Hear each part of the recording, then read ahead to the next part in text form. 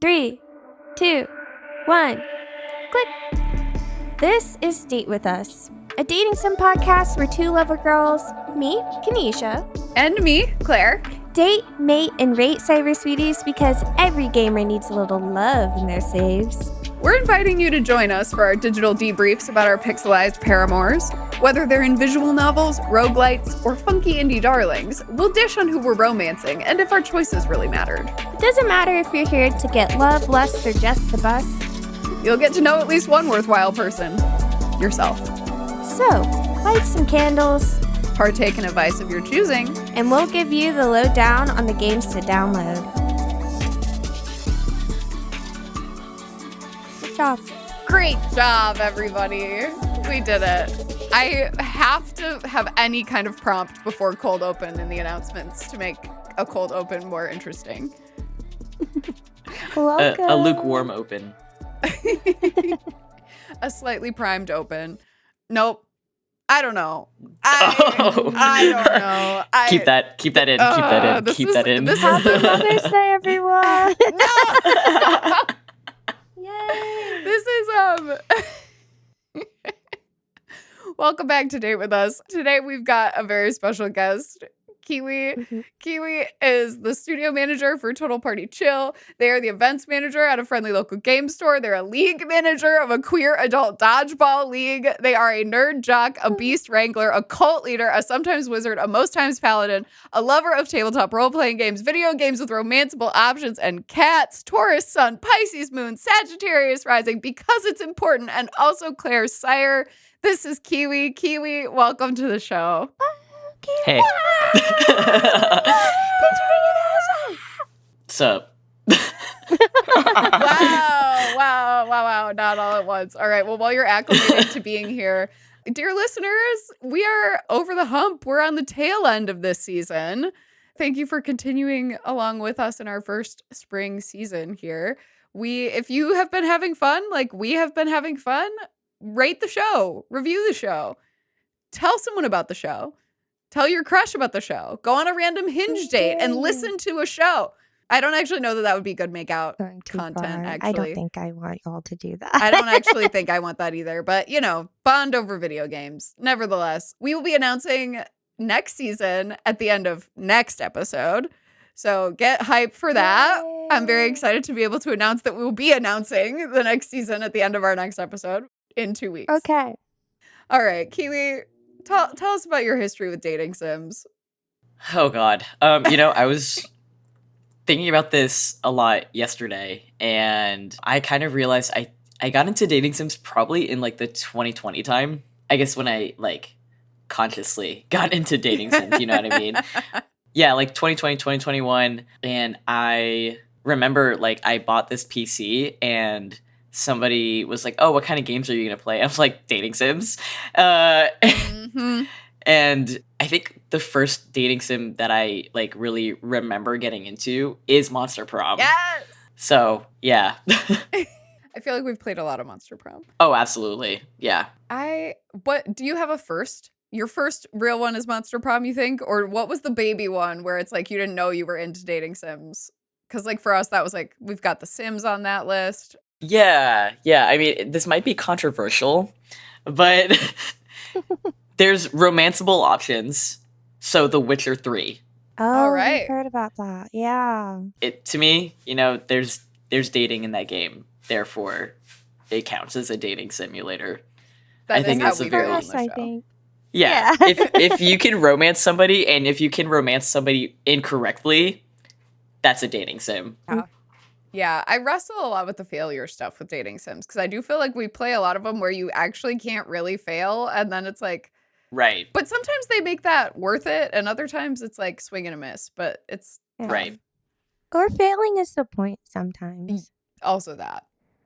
The Witcher 3 sounds like a great introduction.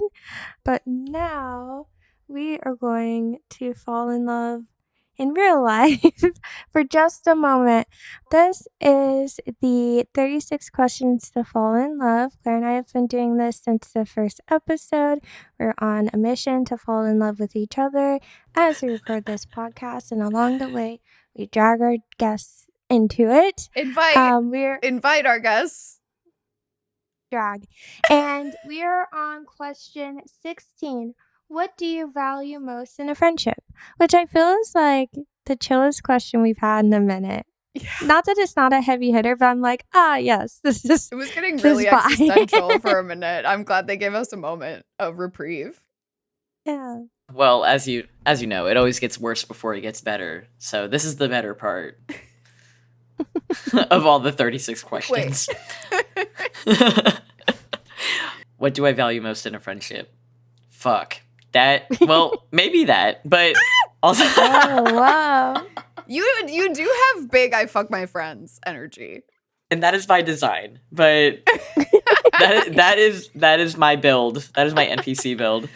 I wouldn't call it a sleeper build. Or would you? I mean, Whoa. you got me. Anyway, back to What the do you value important in a part. friendship?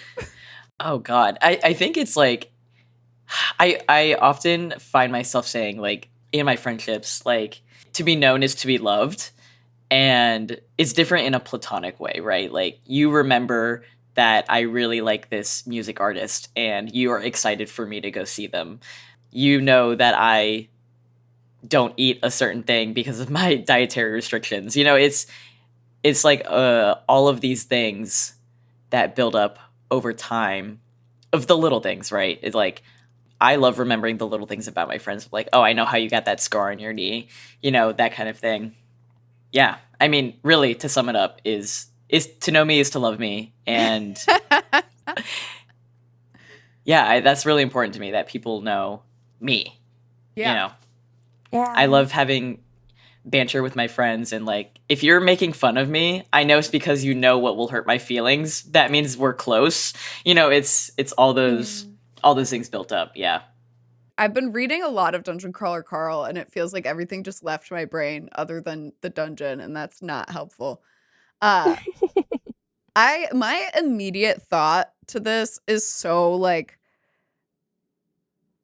it feels like a bad thing to value most, but I feel that I value loyalty a lot, which like can have a downside to it, I think, but also like I value loyalty in the sense of like, if we trust one another deep, you're going to go into rooms and we're going to have each other in mind, and like we're going to be saying good things, and like, yeah, you might razz me or you might tell somebody that I'm like the most direct or most blunt person, but like they know when you say that you mean that in a way that is like, and also I ride for her, or like whatever that situation might be.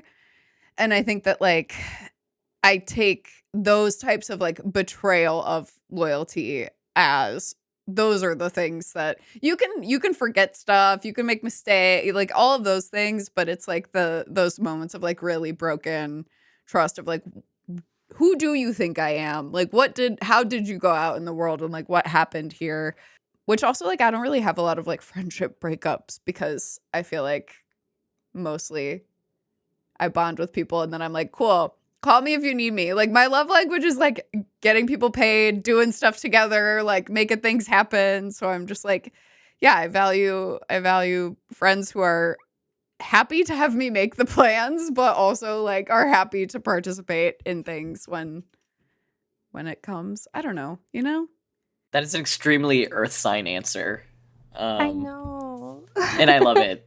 I was reading something about Gemini moons, and I got really upset because it was like, Gemini moons feel two ways about everything, which is why they're blah blah blah blah blah. And I was like, this is mean. Is it mean because it's real? Yeah. So We just all have a lot of thoughts and feelings. It's okay to have lots of thoughts about something. I think it's fine, you know? Like, it's just that it's like, even when the universe is like, yeah, bitch, your feelings are going to be conflicted. Good luck. I'm like, cool, great. Extremely headstrong. while you're talking, I'm glad you said that, Kiwi, because while Claire was talking, I was like, oh, I feel like my answer is like a very Gemini answer, or like a very air sign answer. I feel like sometimes I give off a vibe like Like, it's not that I don't know who my closest friends are, but I don't think they know who they are all the time, or, like, it's, like, a little indefinite because I try to be nice to everyone, but sometimes that's, like, confusing for everyone. But I don't know, I think I consider someone, like, a close friend when it's just, like, I really value being able to have conversations where I feel really vulnerable, and it feels like a natural part. It feels like a natural addition to the types of conversations I have with a person. I think about all the time. I tell people all the time, Claire, this is not like, I remember when we first started working together, that first nonprofit, I had an interaction with you where I was like, hey, like, we're frustrated, but this is not how I want to work together. Like, I want to have a good relationship with you. I feel like to me, that's when, like, the seed of friendship was planted because, like, we both took that at face value and built on it. Where it's just like, yeah, maybe like we would approach things a different way, but like that mutual respect is what we return to, and like all of our conversations go back to that.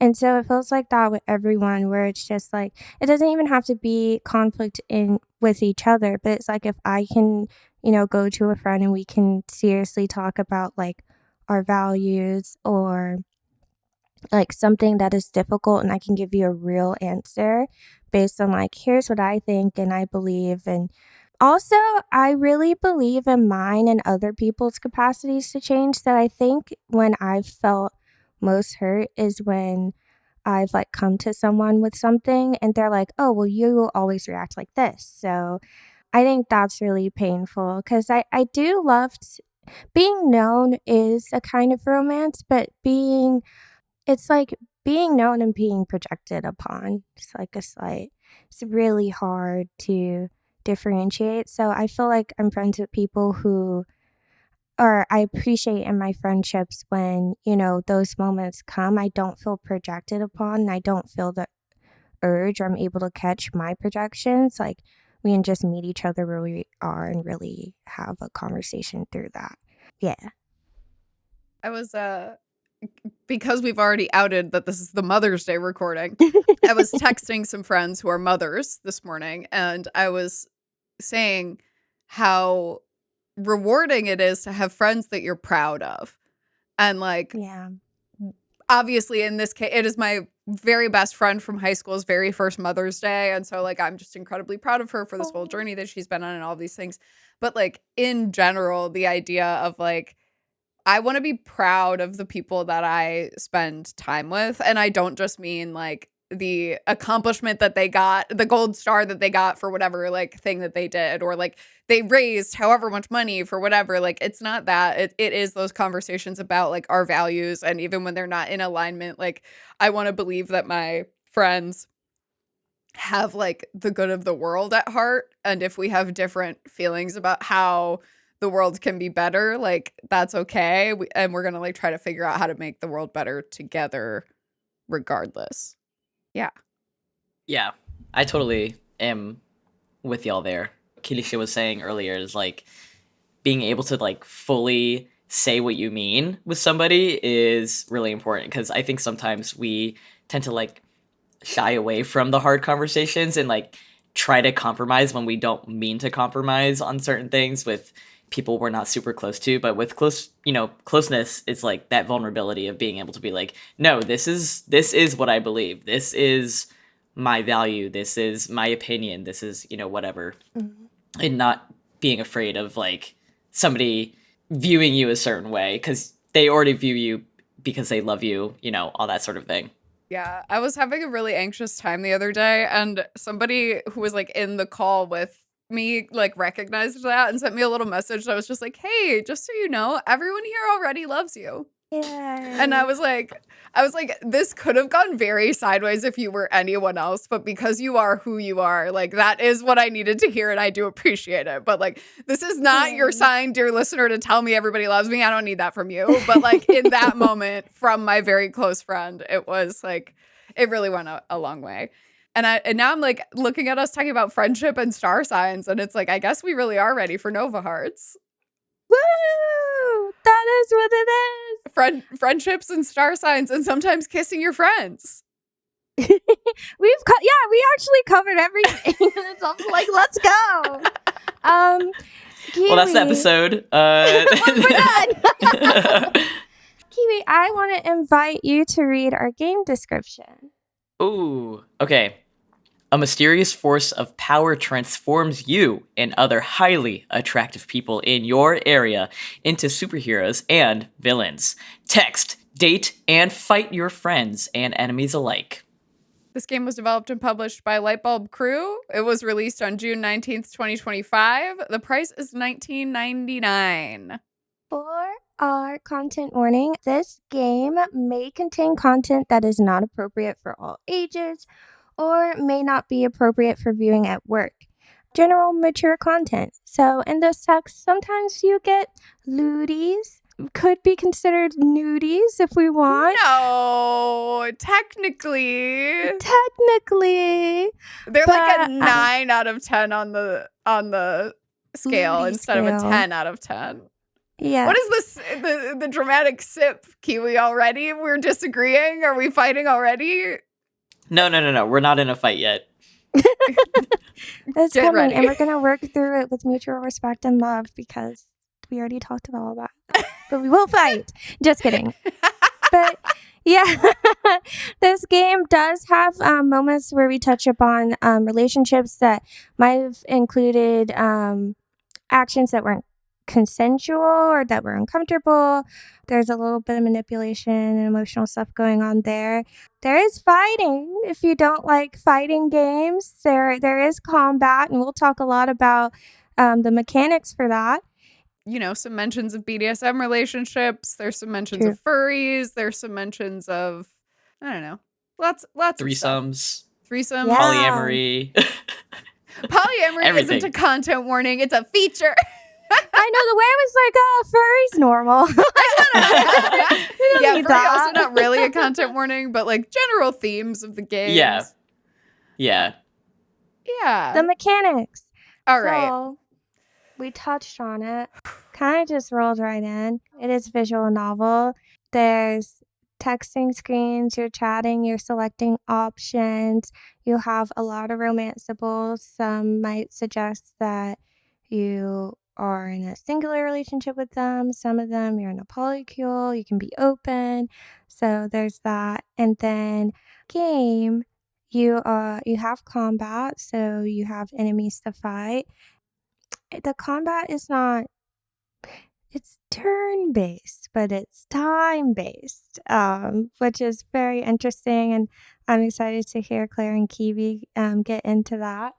And accessibility, so something that I took advantage of, and I won't go like full into all the accessibility features, but one notable thing is with the combat there, you can also instant win. So if you don't want to participate in those fights, you can just press a button on the Steam Deck. It was X, and skip combat if you just want to enjoy the story. So that's kind of like general broad strokes. I hand it back to my illustrious co-host Claire. How did everybody play? I played on the Steam Deck, but I played with it plugged into the TV so that I could control her TV situation. I just played it on my PC. Nice. Yeah. I played on the Steam Deck all the way through. Nice. Okay, a little bit of everything. I realized we didn't quite set the scene. So we play as Luce mostly. It's like a third person point of view as Luce being the main character. She's moved back to live with her mom in Vermilion for the summer, which is maybe her, like originally her hometown kind of, and then her parents split up and she went off with her dad and then off to college and then has now come back here.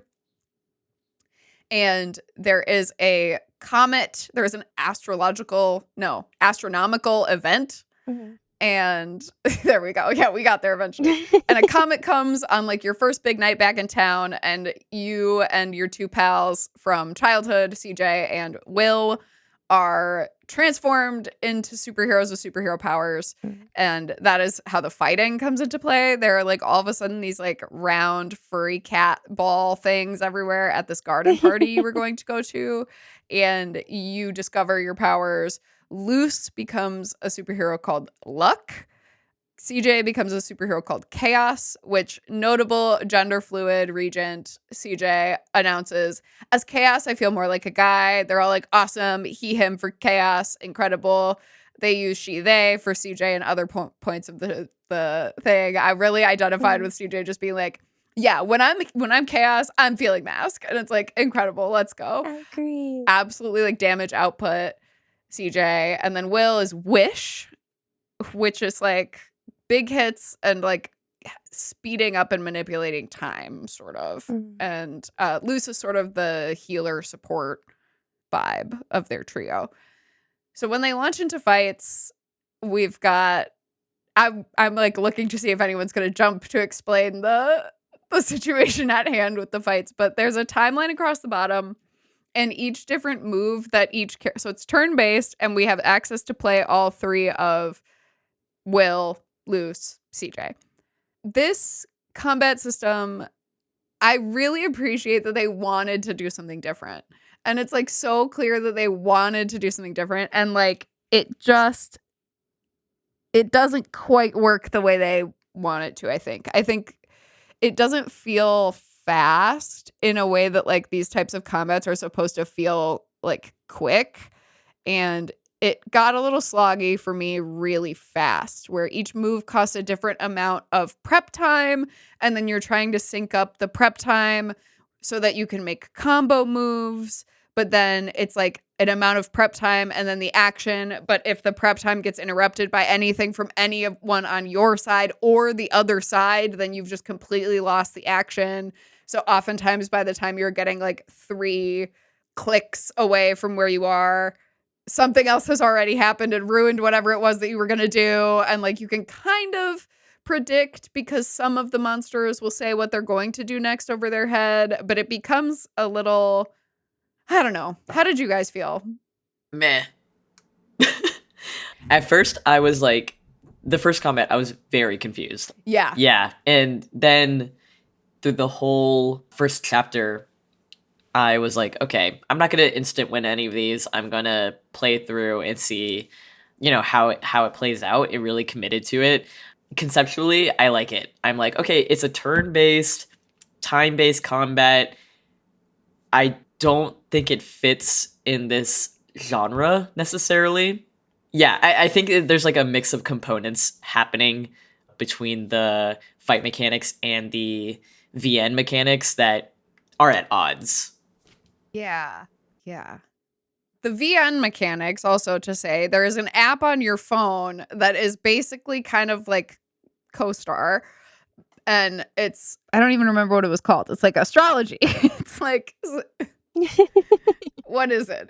It's like literally something like that. It's basically maybe like Astrolink or something. Yes. I think it's something like that. Yeah. And so like the first thing, it's like Will's like, we got to get you on here. So you can kind of see where your relationship is trending with someone as either rivals, where you'll get a little sword, friends, where you'll get a little crown, or like lovers, where you'll get a heart. And there are 7 characters that are capable of having the like heart emoji that are romanceable romantically. And then there are 9 characters total, including those 7 romanceable, that you can have relationships with in Astrolink. So the other 2 characters are CJ's mom, who is currently the mayor, and your own mom, who is just worried about you. I felt very unclear about what was like. I think obviously like the multiple choice answers as you're moving through the visual novel are like giving you buffs and debuffs to your relationships with folks. But I didn't quite, I had a hard time telling when I was dating someone. I feel the same way. Something that I experienced, and I think based on like doing like some Google searching after I finished the story, like some other people experienced, is like sometimes depending on, I guess, the options you chose, like there comes a point where your relationship with someone is just decided. One particular experience I had was with May. May is a reporter, kind of a single-handed vigilante reporter of Vermilion, and you kind of have like a contentious but spicy, like enemies to lover type vibe with them, I think. But I had decided I kind of like didn't really want to date May. I was just like, they're a really cool character. They are trans, she, her, and they like they report, they like do everything for what is it? Like the Daily Vermilion? I don't know. The Daily May. The Daily May, their website. But I was just kind of like, your vibe is like very business, like very direct and very fast paced, which is not the vibe I'm going for. And so at a certain point, they were like, hey, in the text, they were like, hey, I set up a special date for 2 people, you and I. Would you want to come, or like, would you want to do this? And I said I wouldn't. And then after I got that, I got a little drawing or like a CD of me and May cuddling. And then in the news app, there was an alert, and it was like, the identity of the best girlfriend ever has been discovered. And it was about me. And I was like, I didn't agree to that. Actually, I didn't want to be the Like best a girlfriend bug. That seems bad. Yeah, I was like, that's not what I wanted, but fine. So I found it like I was able to date, I think 6 out of the 7 dateables. Whoa. But I would say 4 to 5 out of 7. Or excuse me, I would say like 2 to 3 out of those 7. Like I didn't want to date. So that was interesting. Okay. Meanwhile, Claire once again accidentally broke up with someone. Accidentally, Oh, no. like I'm dying all the time in these dating sims. So May, I once again, similar to Emily is away, fell victim to my own semantic mind, which is that May was like, "Are you a lesbian?" And Luce is like, definitely pansexual. And so I was like, no, I'm not a lesbian. And she was like, bye. Why did you even come to this date? And then just ended it and left. And there was no option. And I was like, oh. And so I can't figure out if that was like a big choice that they made about May, that May will only date like Wallowa, or if it was just like, wow, they were like, yeah. No, you picked the straight option, because I got that one and I said, no, I'm not a lesbian. I'm into like everybody. I forgot exactly what the wording was. Option. It gave me I'm into. Yeah, never mind. Anyway, I don't know what it gave me, but I don't remember. But I remember being like, I chose the one that seemed to make sense for the moment, but clearly it didn't. I'm sorry, buddy. Oh, I mean, it's fine. I also, Donald, how did you... We're just going full spoilers, because honestly, well, you have to. You gotta. Well, let's go through all the dateables. Yeah. And then, yeah. Yes. Is there anything else that we want to say about mechanics before we dive into all of these people? Because I think the fighting...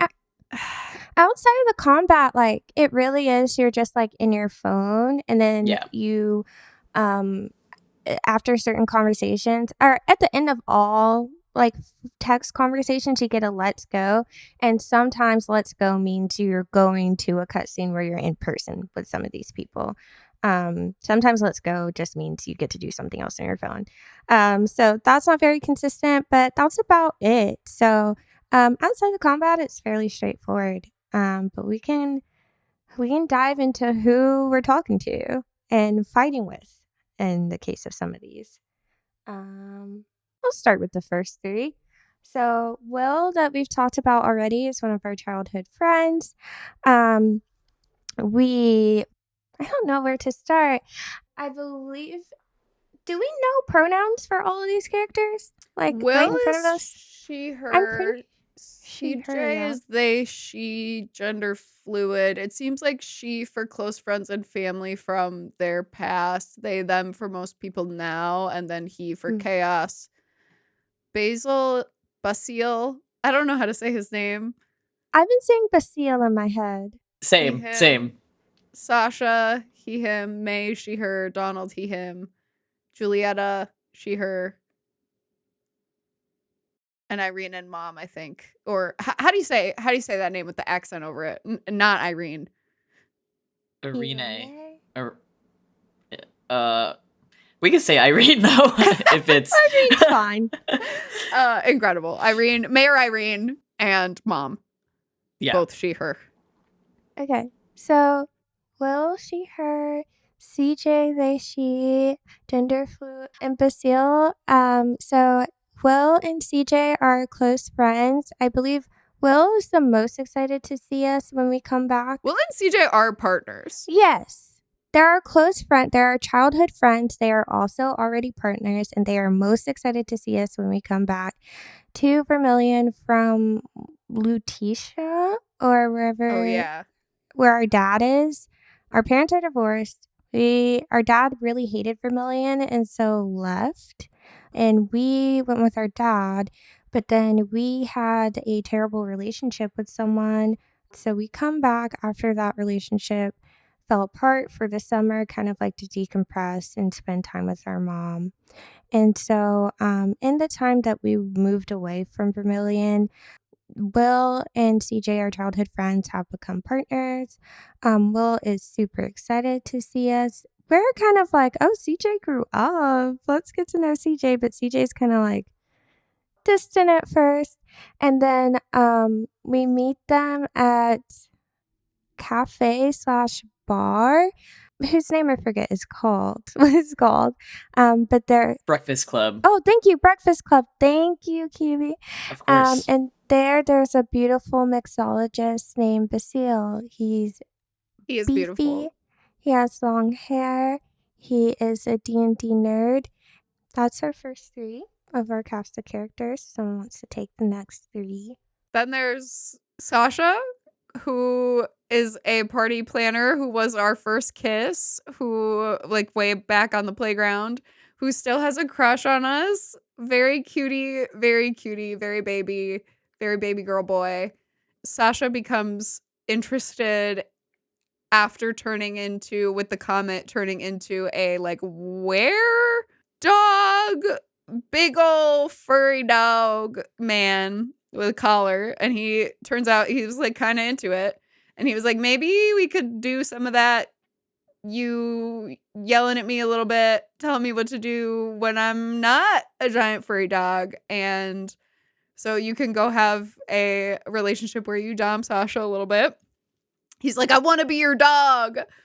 Incredible. And then May, as we referenced, is sort of like rivalrous relationship at first, as May comes to cover the garden party. And then additionally, CJ's parent being the mayor means that May and CJ have kind of a natural adversarial relationship that goes on there. And so as you, like, show up to the garden party with CJ and Will, May is like, oh, what's going on? And then Donald is, like, the assistant to Mayor CJ's mom. Donald is so hot.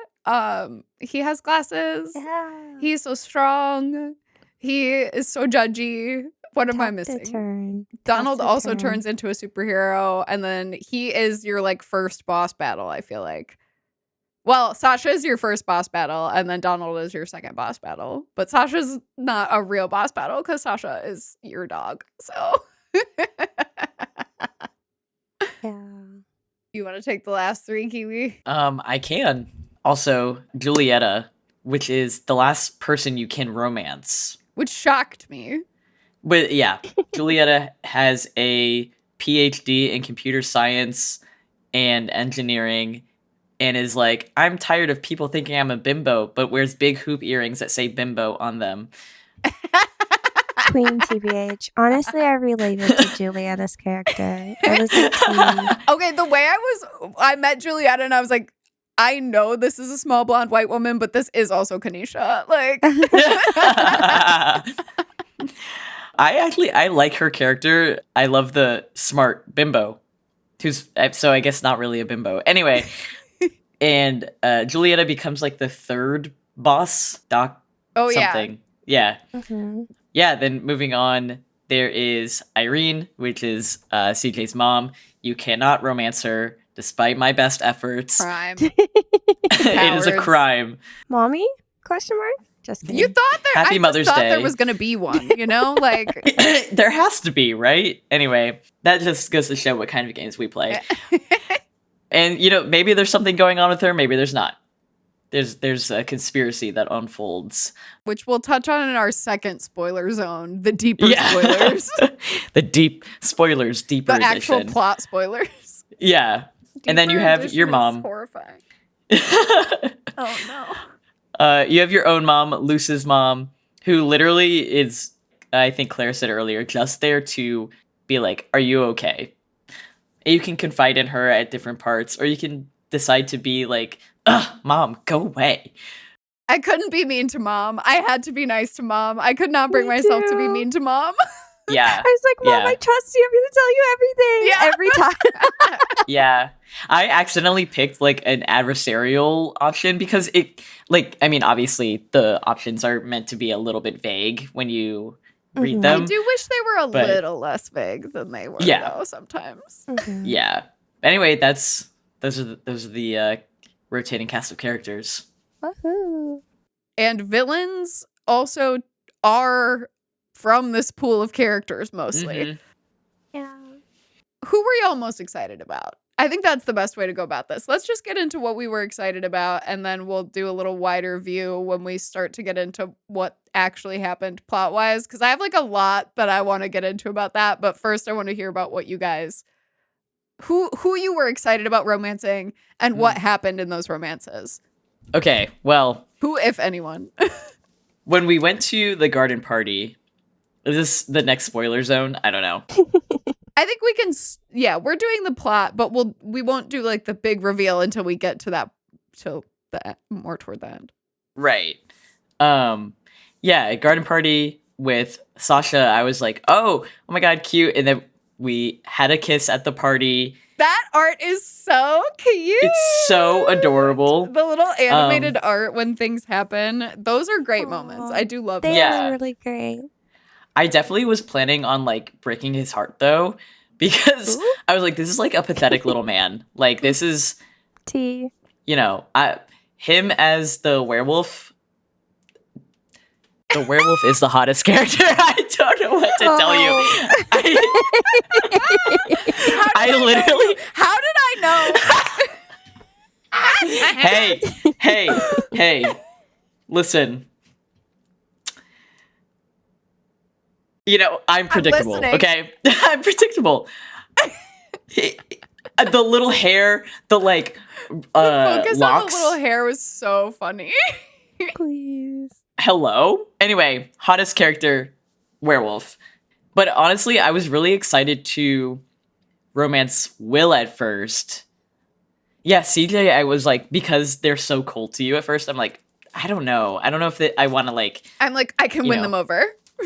Yeah, God, I can fix them. I mean, meanwhile, me immediately, I can win them over and I can win over their crush at the same time trying to date Basile. So, yeah.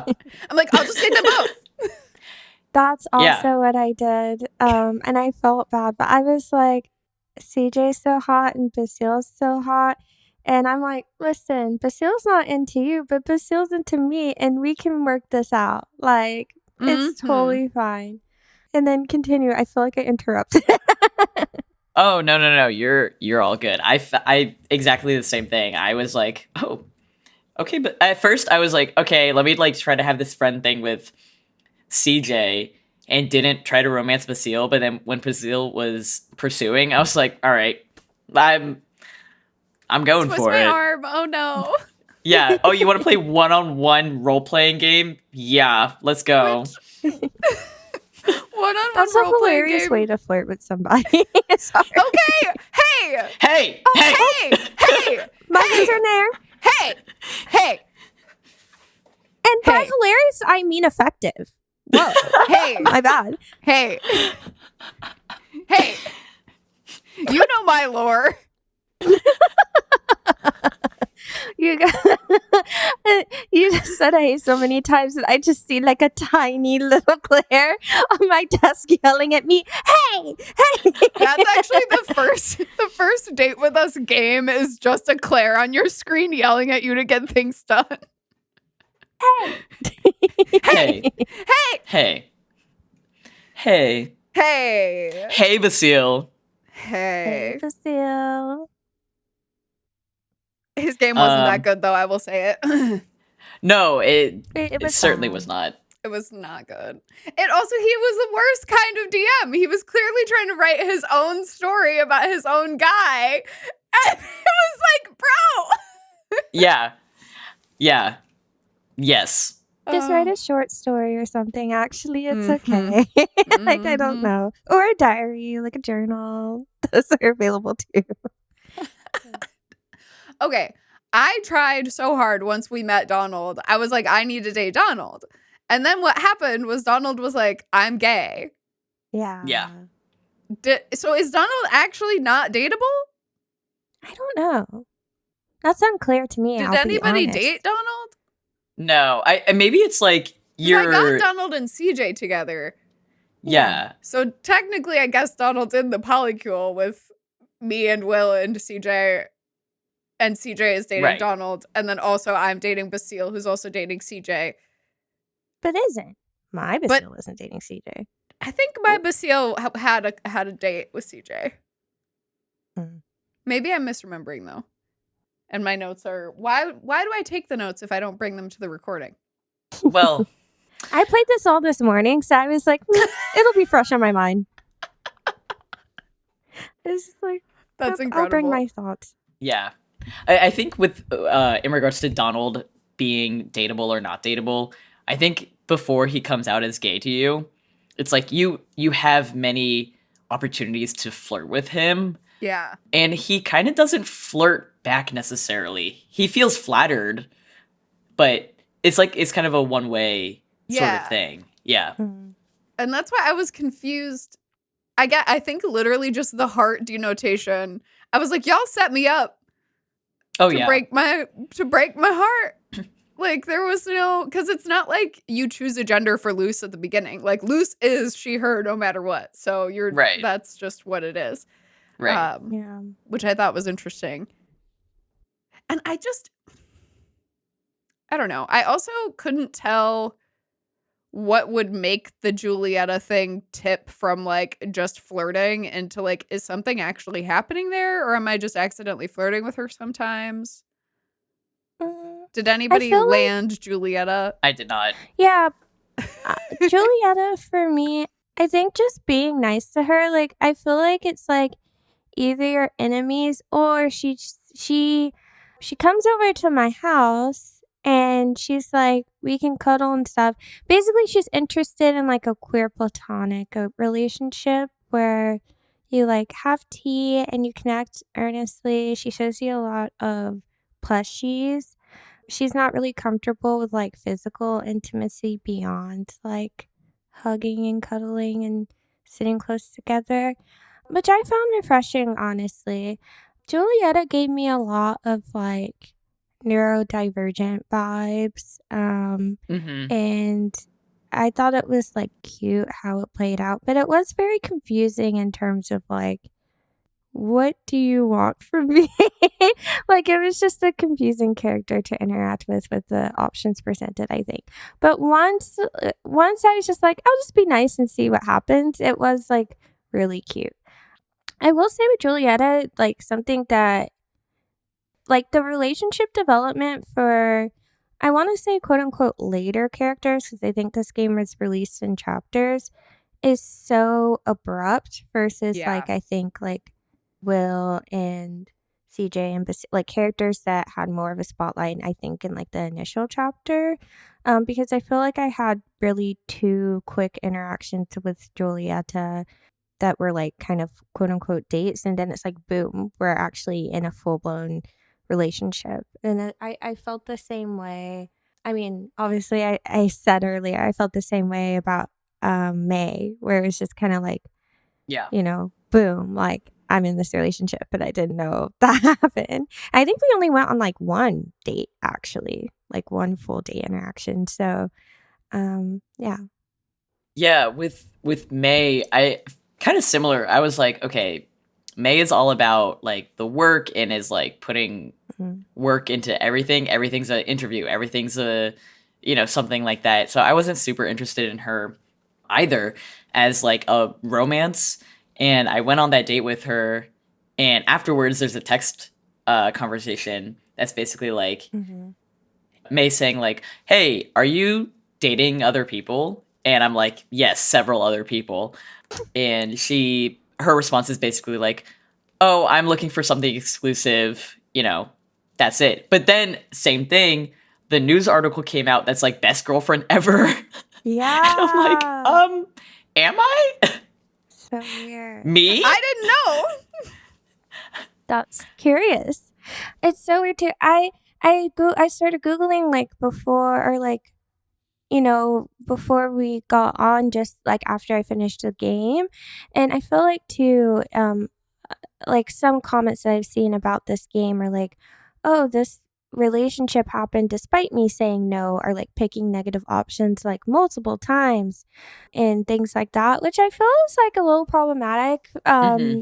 Given like some of the plot, like we learn, like Luz has some traumas, like she's having panic attacks and things like that from a relationship with Oh, a character we don't see or, don't get a lot of details from. the Yeah. panic attack when your mom is in the room was far and away the best written part of the game for me, I Yeah. think.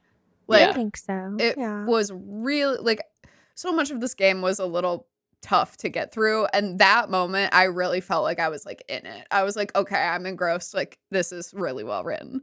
'Cause I Yeah. get panic attacks, and I felt like it was really, true to that thing of like, "Oh god, now there's someone here and they're watching me experience this thing, and now also we're navigating that together." And like, it's my mom. Like, my mom saw my first panic attack a handful of years ago now, and it was a whole freaking thing. And it's just like, it was so relatable. Yeah. Ugh. Yeah. Yeah. Agree. And I think like in that moment too, was about I think like how the trigger came about was well done in that scene as well.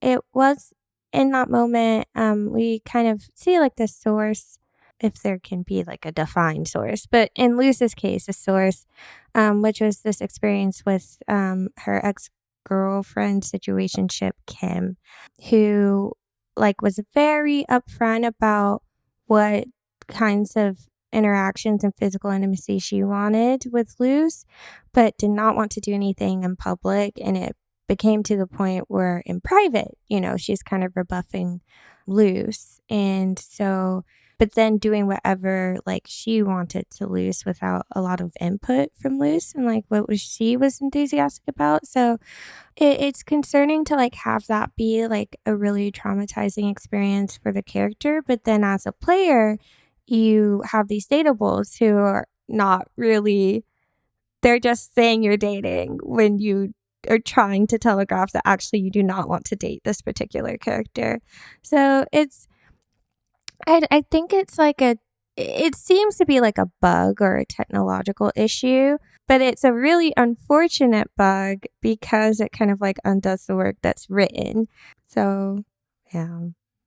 Yeah, I think now is a good time to move a little bit into, did our choices matter as we tread into like, because we got to be able to talk about this as a whole, as an experience here. And I think I am upset a little bit that it does feel like the tech side of this game has, and maybe it is in the writing too, I don't know. It feels like this game is trying so hard to do the poly thing well, and yet it is doing the thing that everyone is afraid that poly people do, which is try to force everyone to be poly all the time no matter what. Yeah. Yeah. And it's like, it doesn't actually feel like you have like an option, like, because like reading some of the reviews and stuff too, it feels like those types of things are there kind of also in the relationships with Will and CJ, where it's like, if you're like, I don't know, they're still kind of like, so we're all gonna date.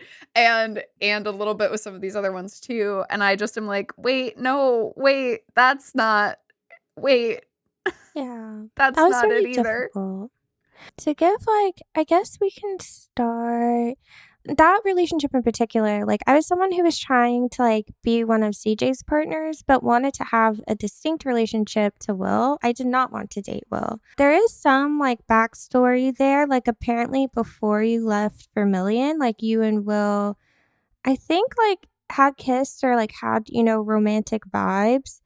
Maybe it was controversial at the time, and then you left because I think you weren't quite out. And so, yeah, but there wasn't a way to not. So I understand why there would be tensions or interactions between the player character Luce and Will, but there wasn't a way to be I want to date CJ without dating Will. And in fact, sometimes Will would come to the dates with CJ. There is a CG where where CJ's yes, this one likes to watch other people be affectionate. So you kiss CJ while Will watches. And I feel like there's not a way to not have that happen. I don't think. Maybe there is. Maybe I there's a think way to there's be a way to say there's no gentle way to say no. It feels like you're either yeah. saying in most choices, you're either saying this hard no that then the game trains you that the whole interaction will end pretty immediately. So it's then you don't want to pick that because you want to see how the interaction ends, which is which creates this weird consent situation where it's anything that isn't an enthusiastic yes is a no, and it's not CJ and Will pause to be hey, it didn't seem like you actually meant it when you clicked on the yes, absolutely, let's make out button. And I wanted so much more. Yeah. I just feel like it doesn't feel like the relationships can be distinct. As a player character, I feel like I don't have a lot of agency about how I shape the relationships between me and each of the romanceable characters. Not that from a game developer standpoint, if any game you really have full agency as a player, but more that it feels a little enmeshed or a little less enmeshed. And so and a little more separated where it's just I just feel like realistically you would be either I do either me being one of CJ's partners means I'm also Will's partner or I'm not. And that should be a moment or a choice. And I feel I don't know how rushed the development of the later chapters was, but it comes to mind just because of how the relationships with they call themselves, what is it, the bogus club Oh because yeah. they don't have powers. So it's Sasha, Donald, Julieta, and May. And so the relationships with those characters do feel really distinct, but they also have very firm plot because 3 out of the 4 are bosses that you end up fighting before you get to the big boss. It feels more okay, we're doing something with these characters now that their chapter is over instead of the relationships that are built upon throughout the entire story, which feels unfair. It's not that they haven't been, but it's just, you know, it does feel like a team of dateables and a B team of dateables, and they do feel a bit more rushed and sudden and less considered than the first team. Yeah. I kind of feel like all of them feel that way. I mean, they do. Yeah. They all do, but those two and Even more even so. yeah, even more so. Yeah. I'm not I going back to distinct relationships to people, I feel like if you had said, not you, Kanisha, but you or you, Claire, general you, Yeah. but I feel like if you as a character say hard no to Sasha and hard no to Julieta and hard no to May, I'm curious what those friendships would look like, because a lot of your kind of interactions with them are for the romance part of it. Like it doesn't feel like there's a lot of room for the platonic growth other than being like, hey, I need your help. Hey, we're friends now. It does seem kind of like you said, like very sudden because you're fighting with somebody and then you're like, okay, LOL, you're part of the club now. You know our secret. Yeah. You're with us now. Like I don't feel like that's very superhero identity. Yeah. In Yeah. fact, I'm glad you raised that point because I did with Julieta. There was a moment where, at the time, after we just fought with her. So I was like, I don't really trust her at the moment. Right. But we have this flash drive we stole from Mayor Irene, CJ's mom's office, and she, of course, is the perfect person to like decrypt it.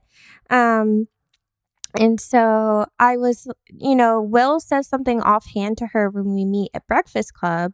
And I tried to pick like the most neutral option because there's one where you can say Will's just joking.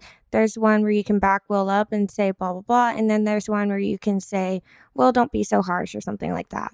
And so I picked like that was a joke, to try and like ease both sides. But Julieta was like, absolute, like that wasn't cool. Yeah. I'm going away. And, I'm kind of like, dang, that did feel like a moment where I could have asked Julieta for help without. But at that time, you haven't fought her yet. So you're like, Right. should I trust this person? And then it feels like later, like I can't, like maybe at that point after we fought her, I'm like, okay, I feel like I don't know if I'm going to be able to get Julieta to help without flirting with her. And that's how it also felt for me. For Sasha, especially because Sasha is present so early in the game, I did feel like I could be like, no, I'm not into Sasha. Like, I didn't romance Sasha at all. And Sasha didn't turn out to be super useful anyway, I don't think, in my opinion. But Super Sasha? Huh? Super Sasha and all the nicknames? I mean, I just got like a conversation where Sasha tried to name like our power-ups or something, and I said no to all of them. And I was like, actually, Did that's you get the okay. achievement for saying no to all of them? Yes, Hell I did. Yeah. I may Yeah. have gone back and did it again to get that achievement. But yeah, it just feels like sometimes I felt like I was in a position where I had to flirt in order to get the plot things that I needed. Like, it didn't feel like Kiwi was suggesting like I could platonically advance those relationships and get the plot things I needed. And maybe that's not true, but it happens so fast and haphazardly that it feels true as a player. And I feel like that is a problem in a game that is trying to like have what I can only assume like the values and the openness and the acceptance that it is trying to have in the relationships it portrays in this game. It's just like the choices aren't really like clearly reflecting that. Yeah, it's kind of like in a game where it's all about player choice, it's like kind of your agency is taken away a little bit. As we were saying earlier, maybe there is some sort of tech bug thing that like forces you to romance or like have a romantic ending with certain characters depending on what you pick. But even like going to the Astrolink app and being like, okay, there's a full heart for Will here that's like, we are soulmates. That's what it said, right? Yeah. And then for like Basile and CJ, I had started, and Sasha, I had started relationships with all three of these characters.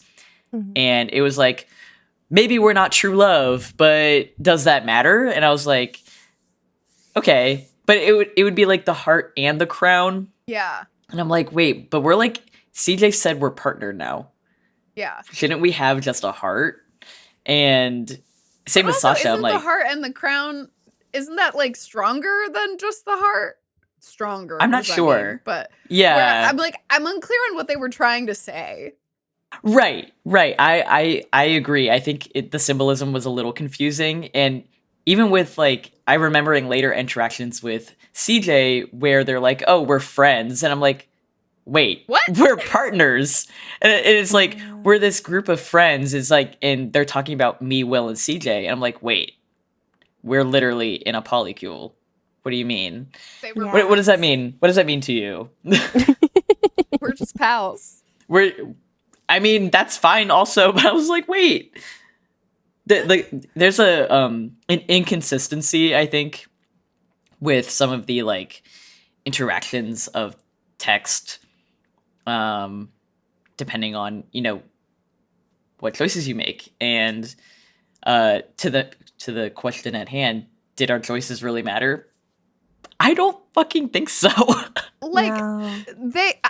if they did, I don't understand what the impact of the choices I was making would be. So I don't feel that I was empowered in the choices that I was making. I feel like I was choosing, and like, I was hoping that I kind of understood what the three choices meant, because I feel like a lot of the times I'd choose something and be like, it's not what I thought she was going for with that, but here we go. Yeah, I think, yeah, because it feels like they want us to believe that our choices really matter. Like, we have all this agency for who we're going to date and if we're going to date anyone or everyone or no one or whatever, but it really just doesn't hit like that. And also the energy of Will just being like, yeah, it seems like everybody's horny this summer, LOL. And it's like, okay. It's like, actually, like, I would love if we weren't. Like, if we were chiller, like, I don't know.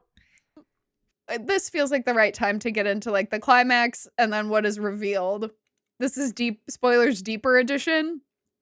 I'll do it. Okay, so the big reveal.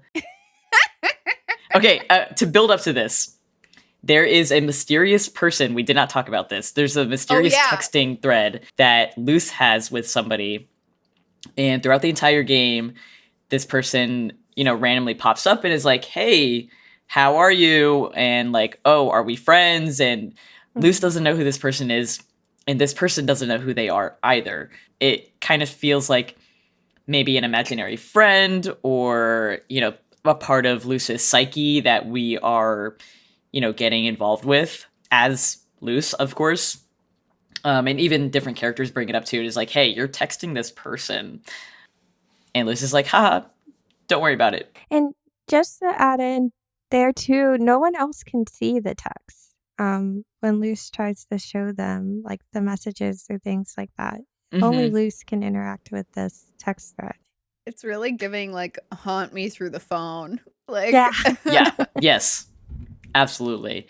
And then throughout, I guess it starts in chapter 2 when there's an allusion to the mayor rigging the elections. So there's planting seeds of conspiracy throughout the game. The thumb drive that we find gets decrypted. This is where it really starts to kind of unfold.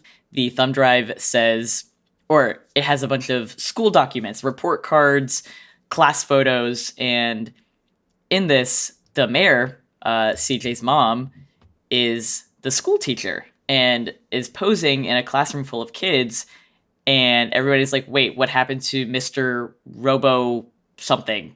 Robochon? Yeah. Why in my head was it Mr. Roblox? I mean, sure. Yeah. Mr. Okay. Roblox. Yeah, everybody being like, Will, CJ, Sasha, Luce are like, wait, was your mom ever a teacher? And they're like, no, she was always the mayor. And it turns out that in the text thread, back to the mysterious person, this person says like, Will isn't who you think she is. And it draws a lot of suspicion onto her. Finally, it's revealed that Will, aka Wish, has been inadvertently granting wishes for people during these astronomical events that happen every 7 years in Vermilion. So when they were in second, third grade, when these, in 2008 to 2009, the mayor, CJ's mom, wished to be the mayor. And boom, she was the mayor. And it was like, she was always the mayor. No one had memories of anything else. Yeah, Will retconned reality. Exactly. And then 7 years later, we learn that Luce makes a wish to make her brother disappear. This is the person that she's been texting. And this part of her brain, this psyche mystery person who poofed out of existence, was her brother Joaquim. And when Luce arrives, to Vermilion to current day where we're playing the game. There's another astronomical event with this comet. Luce makes some sort of wish about wanting to have superpowers and like enact justice or something. It's like in the very first scene of the game when Luce gets back to Vermilion, they all meet at the Breakfast Club and they're like, oh my God, yeah, how crazy would that be? Like if we all had superpowers like magical girls, LOL. And then they go get their breakfast and then you kind of forget that happened because you're like, oh yeah, the game is being funny. That's so funny. Mm-hmm. Yeah. And then suddenly that night you are a magical girl. I think I got that. Yeah. Anything and else? Will is an alien. Will is fully God. part of the comet.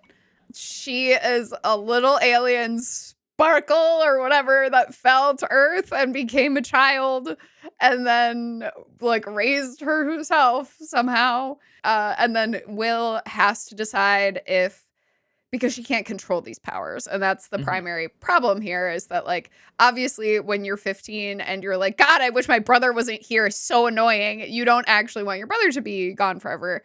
And so Will feels horrible. All these like horrible things are happening. And there's an incredibly tearful goodbye where Will makes the difficult decision that she needs to return to her home planet to learn how to use her skills and ultimately then return to Earth.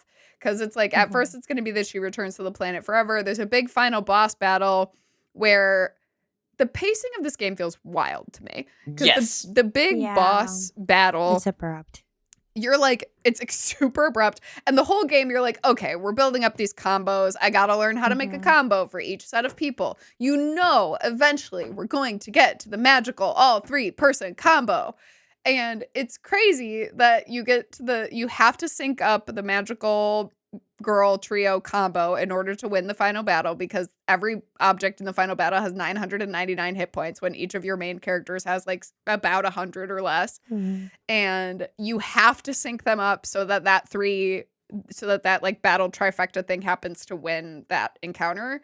I found it way easier to sync that up than I thought it was going to be. And won the fight more easily than I won any other fight in the entire game. Which felt bad. That was the only... I honestly didn't even realize it was a boss battle because very abrupt. You know, like you've all been saying. It's like, okay, suddenly... Oh, this is the end. I instant winned that battle because I was like, I don't want to... Whatever, because I was assuming we were gonna fight Nova, who was the like being of the comet or whatever in the end game, to like fight for Will to stay or something. Which is like kind of what was happening, but like not. Yeah, it was a little weird and a little abrupt in the pacing. So I like tried to do the combo thing at first, and I was like, instant win. I don't care. Which, like, after the battle, Nova, the not Will part of Will, was like, actually, now Will can come back. Will doesn't have to be gone forever. But Will does need to be gone for a little bit. Yeah, she needs to learn how to do whatever her powers. She needs to learn how to control them. Which is also underwhelming after like a very abrupt boss battle to be like, actually it's okay. Like, what was the point of that fight then? And then it's like, actually it's okay. And then Will leaves, which is very sad. We get an epilogue 1 year later to folks having adjusted to life in Vermilion without Will there. I sort of thought we might get a 6 years later and Will is back at the next round of the comet, or like we might get an ominous little like Will shadow or something. Like, but we just literally don't see Will again. They end the game with Will fully gone, or at least in my ending, that is what happened. Same here. Yeah, there is also like that cute. I mean, I don't know if everybody gets it, but there's like an animated scene of Will and Luce, or I guess Wish and Luck kissing. Yeah. Yes. And CJ's or Chaos is just there like You wait, like Chaos or CJ has been your partner for presumably a really long time. Way longer. And I'm like, wait, maybe they just didn't want to animate like Chaos taking off his mask or something. I Yeah. don't know. Well, I will say But the reason that you wish Joaquin, your brother, away is because he says that he told your friends, like Oh, people you were yeah. friends with, that you and Will kissed. that's And I right. think he says at the time, to him, he believed that to not be true. I think he was like, I don't even know why he said that. It wasn't true. I think it was. And so then you wish him away. And I presume that is why, like, you're one of the reasons why your parents, like, break up and you move away, because that is traumatic. Like, where did my son go? But they don't. maybe, But they they don't shouldn't know that remember. it happened, right? Yeah, Like, they should Yeah. know. but Dad's So- just like, this town has rancid vibes. Like, Dad's sensitivity stat is high. Yeah. And he's like, bye. But yeah, so I think that, I mean, it doesn't explain anything, but I think it's part of like why they're kissing. That's what I assumed. I was like, okay, sure. It's like the full circle moment. Yeah. Yeah. They're kissing for the drama of the kiss, obviously, but Right. Well, like, wait, it why not feels like Chaos? every moment of this game is for the drama, with little regard to what that drama is in context. Yeah. Yeah. Also, dear listener, if you can hear the cat purrs, I hope it's making you feel as happy as it's making me feel.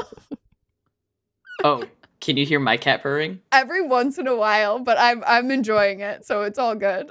What's your cat's name? This is Dory. Thank you, Dory. You're so cute. Say So hi. perfect. Yeah, I think our choices didn't matter like we wanted them to.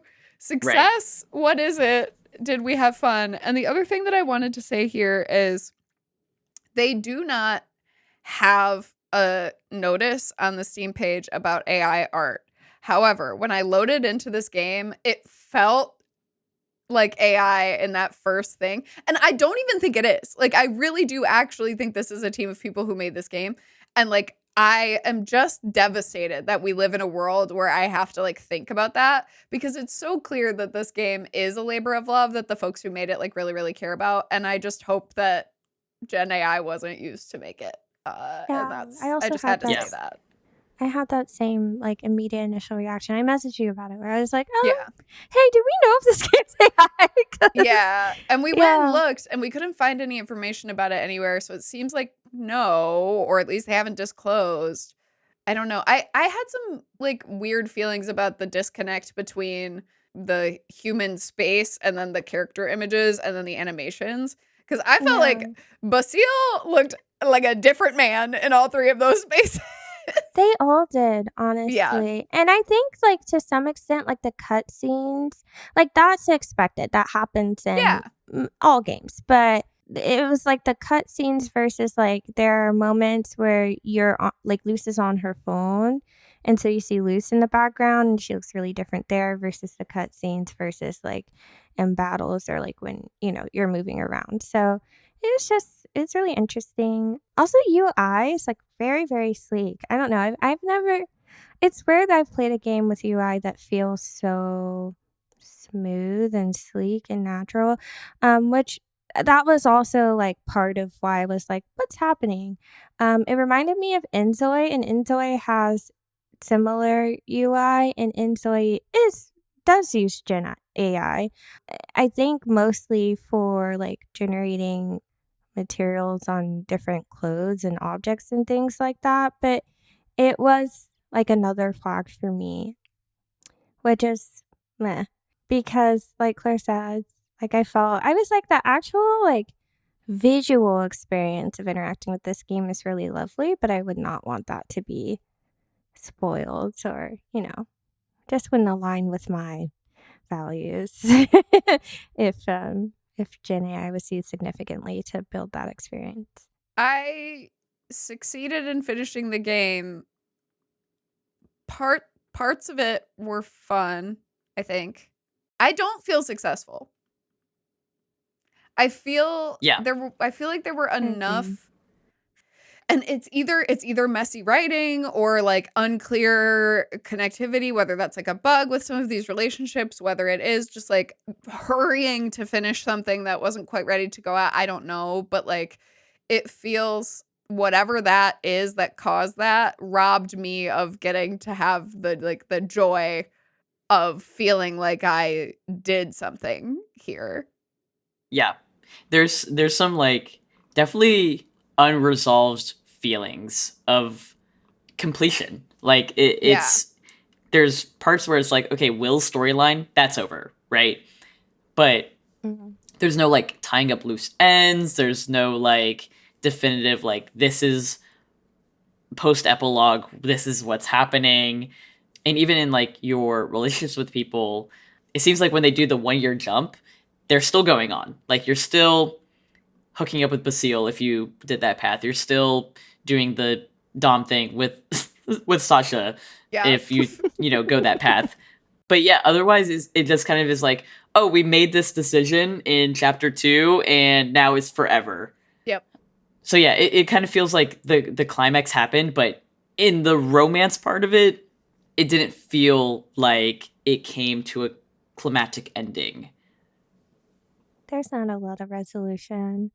The climax, like I wasn't even sure if it was a climax quite yet. Like I was and I wasn't because of how sudden and disconnected it felt from like the main kind of story we were operating under with the conspiracy with the mayor's office. That just like resolved so fast, and then all of a Yeah. sudden it was like, actually, it was Will. And so, yeah, I think there was, The answer being aliens. yeah, I think there's just a lot of pacing issues, not only on the plot and like visual novel side, but I think the biggest issue with the combat is also pacing. And, I instant went most of this. I will say a lot of that was because I like had finals, so I was supposed to be playing this, and I was just like, I'm going to sleep. I will just visual novel this one. I don't think you missed anything. I don't know if that feature was always intended to be a part of the game or if it was added in response to feedback on the combat. But nevertheless, like, I believe when you add a feature like that, you're saying that this game has been thought of as a visual novel, like strictly as a visual novel, and attention has been paid to how it performs strictly as a visual novel. And then we integrate the combat, and we have thought about the ways that combat like might impact or strengthen the story. You're saying that you've designed like two experiences into one game. I would feel like if I were a game developer in that position, that's how I would feel I would have to approach the like player experience. If I were going to provide that as an option, I did not feel that way. I was kind of like, oh, well, I'm just going to visual novel it, but I love playing visual novels anyway, as long as like the relationships and the way they develop and the way the characters develop are there. Like it should be fun regardless. And unfortunately, it was more frustrating than fun, which I hate to say because I mean I think like Claire said, it was obviously a labor of love. I think a lot of love went into like really intentionally like wanting to show like POC characters who are queer, and go through experience about what they want and who they are and like gain acceptance um throughout the story, but it's just like the larger plot and the implementation of a lot of the features just don't support the story that is here and that has a lot of potential, which is sad to say. Yeah. Especially Yeah. bummed because it was bundled for a while with Boyfriend Dungeon. And I Yeah. was really excited for that reason because I was like, oh my God, like, whatever. Like, so I know a lot of people picked up this one because of that bundle. And it's just a bummer. I just am sad because I'm like, this game was $20. And like, I did get a key from I should have said this at the beginning, but I did get a key from the team, the Lightbulb Crew team, when it was first coming out. Thank y'all for that too. Yeah, thank you for the key. I'm Thank you for sorry. letting us experience it. It's that thing of like I could have wanted to know more about this world, and it didn't quite hit the place where I actually like found the drift of wanting to know more. Or it felt like just as I was starting to actually want to know more, the answer was just, it's actually aliens and everyone just got weird powers because this one person is an alien and she's leaving, so everything's fine and back to normal. And it's like, what does normal even mean? Because I've been gone, and then like My brother's still gone. Like, where's my brother? Yeah, we get no resolution. Like, we text our brother, and our brother sometimes has now like met our friends over texting. Yeah. So that's how that resolves. Yeah. Go ahead. Like I said at the beginning, I liked the combat in a different, like, I would like it more in a different setting or a different game. And something that also felt kind of unresolved is like when you do combat in combat video games, failure is an option. I want to know what it's like when I fail a combat, other than being told to try again. You know, like, I want there to be a storyline where I don't defeat Sasha the werewolf, and Sasha the werewolf is just out there in the world. He's a villain? Oh my god, Sasha the werewolf the villain? Why Sasha the werewolf? Why this example? What? You know, no reason. Oh my god, he's so big and so strong? What? Yeah, him just being like, I want to be your dog. Yeah, come over here. You can do that. What? Anyway, that doesn't say anything about me. But I think there were parts that were fun. Like, you know, y'all have been saying. The loots were great. Like, the loots were great. You get little pics from folks sometimes. They're all really good. Every animation was really great. Like, it feels like the game was written for those animations, and it feels a little bit like this group of people knew they wanted like really diverse group of queer superheroes, and like didn't quite nail the landing on what the structure of the game should be if that's the goal. Yes. Yeah. And there's also like, from what they've described, Vermilion is like a small town. And I'm like, I don't know that you would have this group of people in a small town necessarily. But if you did, they definitely would all know each other. That part, yeah, absolutely. I did want to, there were these 2 points that I wanted to bring up about like consistency or like mechanic wise. In the beginning, after the garden party, you get a text from Sasha that's like, sorry, I turned into a dog or a werewolf or whatever.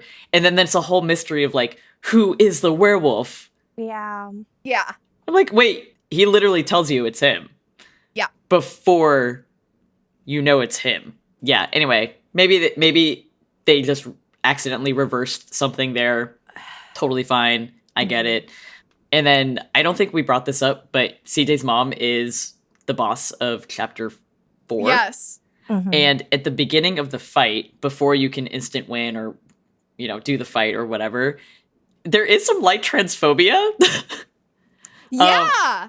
I don't know if y'all remember. Yeah. I was like, wait, this is wild, because she seems pretty comfortable with CJ the entire run of the game, and then when she is like the worst version of her boss, she's like really hyper feminizing CJ and like almost dead names them, I think. Yes. Yeah, definitely. Right? Like, it is like, how many names will it take or whatever. That was crazy. I was like, whoa. I miss that. That really sucks. Yeah. It was supposed to be like, I think, trying to, you know, also emphasize that what exactly was going to hurt CJ the most in that moment, but it felt out of left field. Like, yeah. You could say anything else, because CJ is a perfectionist, and you could say anything else.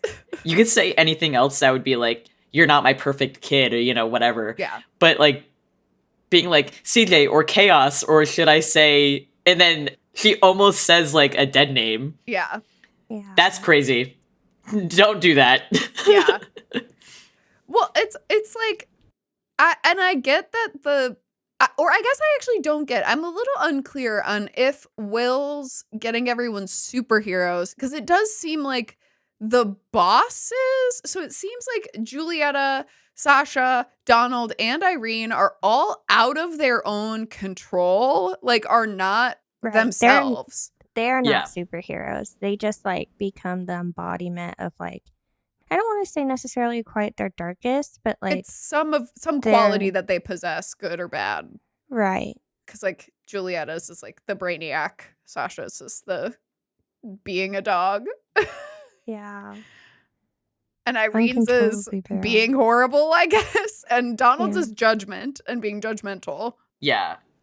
Chaos, Wish, and Luck are all in control of themselves. Yeah. And the villains, Sir Donald, Werewolf, etc., they're kind of like, they became that way. They became like this twisted thing because they had said, like, I want to enact justice. I want to make them pay, you know, something like that.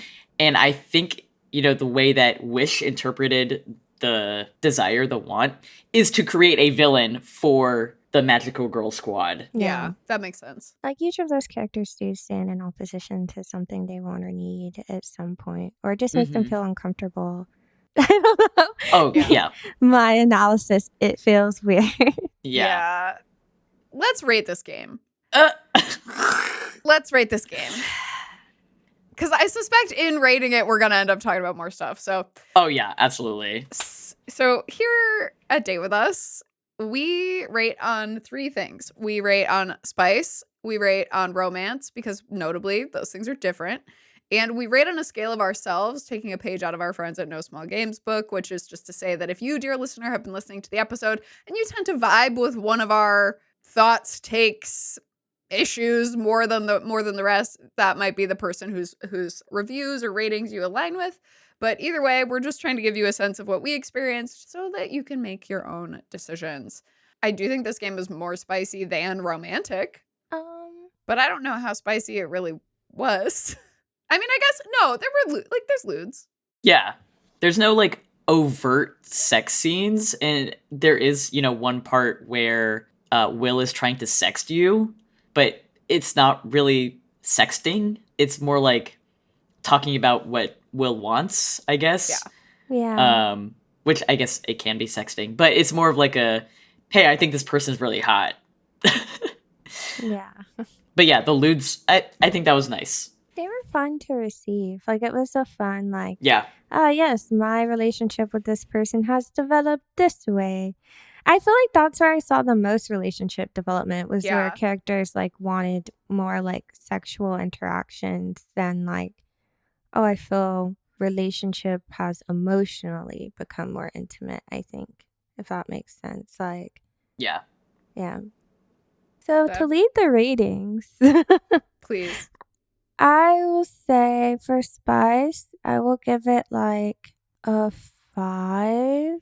Wait, yeah, we rate out of 10. I have to remember for a second. Yeah, I'll give a 5 out of 10. I feel like you do get to actually bang Basile off screen, but I must push for a 6 specifically because of the CJ lewd. well, you get like multiple. The CJ lewd is pretty like, it's the Yeah. lewdiest lewd, but I'm gonna sit at 5. I feel comfortable at a 5 because it's just like it validates level of spice. I feel like still even like less spicy I don't than know if we saw validate. that much naked and But there was like a CG where you like see people like hooking up. They might be like covered, but like Yeah. you see. So I'm just kind of like, these people, they're covered. They're like, it's just so lewd. It's hot though, but yeah. Yeah. I'm gonna stand in power in my 5, and Hey, you everyone can else have can that. do In your with their 5. ratings what they want. I was leaning more to a 6 as well personally, only because like the thing that tips it over for me over like the 5 is specifically the BDSM relationship with Sasha. Yeah. Specifically, like That's fair. in most romance, you know, VNs, you don't really get a lot of that specific dynamic. And I actually loved the conversation that they had about the name stuff, because I was like, oh, this is like so beautiful and subtle that he's like, when I'm feeling like your dog, I'm going to call you this. And when I'm not feeling that way, I'm going to call you loose. And like this way you will know in all settings when we are amongst no one else and when we are amongst the mall goers. Yeah, I did think that was really fun. That was probably one of the best, like, consent I learned heavy something today. Yeah. Yeah. I didn't pursue that relationship with Sasha at all. And not because like when I like saw like the werewolf form, I was like, oh, that's hot. But I just didn't like Sasha's vibe before then. I was like, I like Sasha as a human and not as much as a werewolf. So I was like, yeah, you can be my dog when you look human. That's great. Wow. I love it. Wow. I was just like werewolf hot, but Sasha. Floppy-haired skinny boy, are you kidding me? Yeah, that is your type. My kryptonite. Not mine. That's what it is. I was like, oh, I'm good, actually. Yeah. I said it before, I'll say it again. Sasha is a pathetic man, and he is better as a werewolf, and I will stand by that. That's fair. True. Romance? Wait, did you give us a number for your spice, Claire? 6. Okay. We can do 5.5 if that's better. No. We all have our own numbers. Yeah. Romance? 4? Yeah. Yeah. Maybe even lower. It's just a hot mess, honestly. Yeah. That it's like I struggle to even rate it because I'm like, this is just all over the place. Like, I don't even know. Actually, this is really hard, and I'm really glad that you're the guest, Kiwi, because like it's tough when I can tell that both Kanisha and I did not have necessarily the best time in the world playing this game. But like it sucks that this seems like it's like a game issue. Like they're so close. Like I can see all the good intention and I can see all of the like and it just feels like there's like some design failures. It feels like there's some writing failure. Like I keep coming back to like, who would we recommend this game for? And the answer is like, I guess if you've looked at all of this and listened to all of this and you still want to play, like go do that, certainly. Yeah. And like, frankly, if you're excited about the concept of this game, but you've heard us talking about it and feel weird now, go play Validate if you haven't yet. Or Boyfriend Dungeon. If you want the combat, go play Boyfriend Dungeon. If you want the like intimate storylines between people who are disparately connected in a city, go play Validate. Romance 4. Yeah, I think the Astrolink, I was excited about it because I was like, oh, I love like having this visual map of like where I am or where I stand between characters. And I think there is so much potential for that. And I even, probably would be a nightmare from a developer standpoint, but I would have also loved to see the webbings between two other characters. Like, I want to see what Will and CJ's map look like. I want to see what Basile and Will's map look like. I want to get there. Yeah. I think that's the issue with like making an app in a game that is so similar to like the vibe of an app that most people have like dabbled with, because it's like on CoStar you can see people's, which like I don't fuck with CoStar, to be clear. It's all like AI generated shit now, but like back when it started and everybody was talking about it, I have made a CoStar. Yeah, I just was surprised that never became a thing, because I was like, oh, maybe I can finally tell if I'm fucking dating somebody or not. No. I feel like the app wasn't all that clear with like the relationships themselves. I mean, they all had their own like little developments and titles and things like that. But I was just kind of, I got to a point where I just didn't look at it because I was like, it's not very useful. Like I can tell when I'm getting like, I can tell what kind of reaction I'm getting when I make a selection. It seems to be going fine. And some of these are advancing just no matter what I pick. So whatever. But Kiwi, did you say 4? Or I hear honestly 4 might be high for me. Like I would say like maybe like 3.5, only because it is so like, it is confusing. And I think there's only like, for at least the relationships I pursued, there's like 2 or 3 that were like, yes, we are dating. We are in this dynamic. We are, but some of them are like, oh, wait, I didn't realize I was romancing you. Oops. Yeah. Just like real life. Hey. sure. Hey. Hey. Hey! Hey. Hey. You don't have to call me out. Oh, man. I agree with that. It just, there's so much love to go around in this game, but it's hard to find and it's hard to navigate. And that makes it hard to, like, as a player, really sit and, like, be excited in the development of those romances. And sometimes it feels like there is no development. So I also put this pretty low at like a 4 or a 3. It's really hard to enjoy these romances as a player because of the way that they're written and because of the inconsistencies in experiencing them with the controls and options and logic provided. So, yeah, I will say 3. All right. Overall ratings. This was a rough one for me. This was rough. Yeah. I feel comfortable rating this a 4 because it does have potential, and I do want to give it some credit that I am interested in the universe. You know, I'm like, if this was more fleshed out, I love the idea of like this alien parallel universe sort of thing. That's cool. There were some characters that were better than others. Like Basile was really fun. CJ was really fun. I like some of the dynamics were really fun to interact with. The combat system, I like it on its own. I don't like it in this game necessarily. So I do want to give that credit. But yeah, overall, I'm sitting at a 4. Yeah, I agree. I would also rate this game a 4. I know, like, in overall game ratings in the past, I've definitely said, like a 5 is it's functioning, it's working. Maybe I have some quibbles. And this game, I would give a 4. Not that there are like obvious bugs, like it does run, it's not crashing on me or anything, but there's just inconsistencies or things that I feel like are glaring issues with like what I'm selecting versus what like my input versus my like expected output, and it doesn't feel intentional. It definitely feels like, oh, something strange has happened. So that's how I would feel. And I think like on a overall level, like I really love we're super big boyfriend dungeon fans.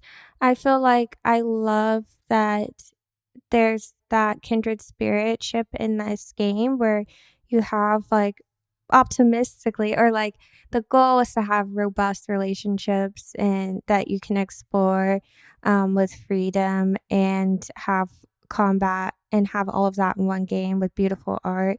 So I see that mission and I really want more games like that in the world that have that mission, but the execution wasn't really where I would have wanted to be. Not that Boyfriend Dungeon is a perfect game. Like we've talked about certain drawbacks or, things that could have been different as well. But it's just like this game didn't really integrate the story side and the combat side all that well, or it didn't feel well considered. And so it made it really difficult to like enjoy and understand the experience overall. That being said, it's very beautiful. The characters themselves, as like individual characters, are very interesting. Their concepts, their designs are very cool. It has a nice UI. It's fun to interact with. The chat conversations themselves, even, are like, I actually really enjoyed them. Like, I felt like they were some of the better chat conversations I've experienced in some of these games that I've played. But yeah, just the way that all of these well developed concepts come together feels like a bit haphazard or messy. So yeah, I would say I would give this a 4. I agree. Nothing more to add. I concur. Oh, what are we leaving behind in this game? This is the Crazy Ex-Girlfriend Mindy Project style. If you were going to leave something behind to have the game call you back type of a thing, what are you leaving? I'll go. I'm like, do I want this game to call me back? I don't know. I know. The Steam achievements would maybe call me back, but If Oh there my was gosh. a big update and they were like, and the reason why it's a 4 and not a 3 for me is because if there was a big update and they were like, we made major changes. We are so, like, we have been working on it. We've made, like, if they really wanted to do a big update, I could be convinced to try again. Absolutely. And I think because I could be convinced to try again, it's a 4 and not a 3. And now I'm actually done talking about the rating. Well, that's what I was gonna say. Like, in terms of leaving behind, like in the world of the game, I immediately was like, I would leave behind a drink recipe for Basile. I want him to make a date and pistachio milk latte. For me, no coffee involved, but that just sounds like it would taste really good. So that's what I would want to leave behind. What I want to leave behind as a note and a message and a bit of encouragement for like the developers and publishers involved. I want to see more from this team. I want to see more from this story in this world. I would love a patch, but I just want to see like another game. I want games like this to keep being made, and I want this team in particular to, I mean, like, who am I to like give encouragement? I've never built a game, whatever, but You're an avid player. Yeah, you can encourage anybody you want. Thank you. As a player, like, despite not loving my experience with this game, I love like the effort, the input. I loved giving it a try, and I want to play more stories that are like this and more games that want to marry like deep relationship building and like combat or other mechanics that beyond like that of a visual novel. And I want more games like this to keep being made. So please make more games, even though I didn't like this one. That is what I would leave behind. Yeah. I'm keep leaving keep behind doing a it. leather dog collar. Please. Oh, brother. God. Next time. Oh, what? Go ahead. Sorry. Are you leaving the bowl? Are you leaving the name tag? Or are you leaving Kiwi? I'm taking werewolf out of the game. That's what I'm doing. T. And into fanfiction. No, frantic fanfic when about this game. Oh my god. We could probably write it better. Date with No us, offense. Frantic fanfic night where it's all the honestly. I actually do want to see Kiwi's Oops All Poly dating sim written ASAP. Thank you. Okay, Same, you got honestly. it. Content warning, polyamory. Scripting everyone to the Date With Us game dev team, actually. Yeah. Honestly. What I would leave behind in this game is a huge, massive a huge, You can massive. swear. Oh, yeah, Okay. we swear here. We talk. Oh, this is a show about lusting after pixels. You can My swear bad. all you want. My bad. I would leave a bug so bad. Like, I want to hack the game so bad that they are forced to fix everything and like kind of redo it. I very quickly just looked at their Steam page to see the development and stuff. Mm. The furthest I scrolled down was from 2023, where it was like, after 3 years of development, we're announcing this game. And then a month later, they released the first chapter. Mm-hmm. And then it was like all this like, oh, look at this art, look at this. And then it's like, game's out in June 2025. So it's been out for almost a year. And there's been like almost no updates since then. Yeah. So labor of love, it needs to be loved a little more. It kind of is giving neglected stepchild in a way. Take care of your stepchildren, okay? I'm gonna leave Joaquin in the game to be Thank God. become existent again. You know. Yeah, I'm putting an ending Please. on this game. I'd like to leave behind an ending that Will comes back and so does Joaquin. Yeah. I want 6 years later. I want Yeah. the astronomical event to come back and Luce to be like, I want my brother back. And then boom, suddenly he's back. Second game, same Don't make a universe. second game. We play as Joaquin. My Finish advice this is one don't first. make a second game. The opposite of Kanisha's advice. Yeah. You could. I believe that you could. I think a good compromise is, I would love to see another chapter. Yes. Maybe Yeah. Wish comes back and, like, her control over powers means that she can bring Luce's brother back, but they have to, like, go through some combat, some battles. There are like some hoops they have to jump through in order to bring Joaquin back. So I would love to see that and like see deepened storytelling in that chapter. Yeah. Nova Hearts Hades 2. Next time on Date With Us, we will be talking about Fields of Mystria with the Indian former Jill Grote. And we'll be announcing our summer season. But in the meantime, Kiwi, thank you so much for coming on the show. Thank you, Kiwi. Yay. It was a No, joy. thanks for having me. Is there anything you'd like to plug, or would you like to tell anybody where to find you, or to not find you, or to sign up for Dodgeball if they live in the Bay Area? Don't perceive me unless you are werewolf version of Sasha. Beautiful. That's what I got. Heard werewolf virgin of Sasha, and I was like, what are the parameters? Virginhood is a social construct, and it's okay to kiss and lust after your friends, but Period. only pursue it if you have their enthusiastic consent. Period. That's what I have to plug. Yay! Let's do this again sometime. Date With Us is produced and co-hosted by Claire and Kanisha. Claire does the editing, and the intro music Glimmer was composed for the show by Jason Duran. Find us on Instagram and Blue Sky as Date With Us Podcast. And don't forget to share, rate, or review the show. Tell your crush about us. We dare you!